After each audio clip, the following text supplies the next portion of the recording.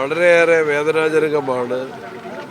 ഈ 8ാം ക്ലാസ് വിദ്യാർത്ഥിയായ മിഥുൻ്റെ ദാരുണ മരണം നാടിനെയും നമ്മളെ എല്ലാവരെയും വേദനിപ്പിക്കുന്നു. അതിലെ വലിയ ദുഃഖത്തിന് ഞാനും പങ്കുചേരുകയാണ്. അതിലെ വൈദ്യുതി വകുപ്പിന് ഗുരുതരമായ വീഴ്ച സംഭവിച്ചിട്ടുണ്ട് എന്ന് മാധ്യമങ്ങളുടെ റിപ്പോർട്ടിങ്ങിൽ നിന്ന് മനസ്സിലാക്കാൻ സാധിച്ചു. ഉത്തരവാദിത്തപ്പെട്ടവരുടെ പേരിൽ നടപടി ഉണ്ടാകണം.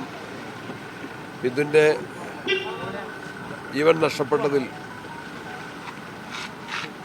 ഒരു കുടുംബത്തിൻ്റെ എല്ലാമായ പ്രതീക്ഷയായിരുന്ന മിഥുൻ്റെ വേർപാടിൽ വേദനിക്കുന്ന എല്ലാവരോടൊപ്പം ചേരുന്നു. ആ കുടുംബത്തെ സഹായിക്കാൻ, ഏതെല്ലാം തരത്തിൽ സഹായിക്കാൻ സാധിക്കുമോ സർക്കാർ ആ കാര്യത്തിൽ മുന്നോട്ട് വരണമെന്ന് ഞാൻ അഭ്യർത്ഥിക്കുകയാണ്.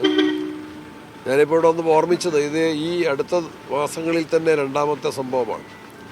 വൈദ്യുതി വകുപ്പിൻ്റെ അനാസ്ഥ കൊണ്ടാണ് നിലമ്പൂരിൽ തെരഞ്ഞെടുപ്പ് സമയത്തായിരുന്നു എങ്കിൽ പോലും ഒരു 10ാം ക്ലാസ്സുകാരൻ ഷോക്കേറ്റ് മരിച്ചതെങ്കിൽ ഇവിടെ അതിനേക്കാൾ പ്രായം കുറഞ്ഞൊരു വിദ്യാർത്ഥിയാണ് മരണപ്പെട്ടത്. ഇത് നമുക്കെല്ലാം വലിയ വേദനയുണ്ടാക്കുന്നു.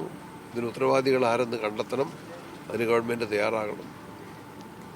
നാടിൻ്റെ ദുഃഖത്തിൽ പങ്കുചേരുന്നു. ആ കുടുംബത്തെ സഹായിക്കാനുള്ള സർക്കാരിൻ്റെ ഉത്തരവാദിത്തം നിർവഹിക്കപ്പെടുമെന്ന് പ്രതീക്ഷിക്കുന്നു. അതിനായിട്ട് ആവശ്യപ്പെടുന്നു.